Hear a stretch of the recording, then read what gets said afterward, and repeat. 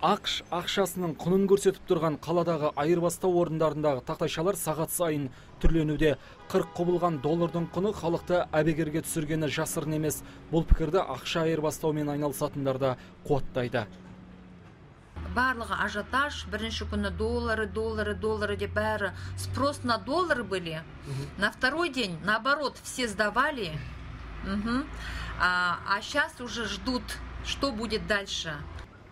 Доллардың шарықтауы евро бағамының көтерілуіне алып келген. Ресей рублі және қырғыз-өзбек валюталардың теңгеге шаққандағы бағасынан айтарлықтай айырмашылық байқалмайды. Әзірге доллардың қаншаға барып, қашан тұрақтайтыны белгісіз. Нарықтағы қымбатшылық әсіресе доллар мен несие алғандардың қалтасына ауыр соғуда.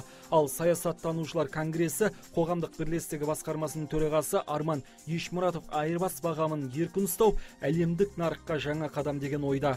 Қазақстан Республикасының парламент мәжілісінің депутаты Камал Борханов та теңге бағамының өзгеруі ел экспортына оң әсерін тигізеді деп санайды. Сарапшылар сәуегейлікпен айналыспаса да доллардың қымбаттауы нарыққа әсер етеді деп айтқан еді. Мәселен, сұйытылған газ өткізу бойынша бағалар төмендетілгенін көруге болады.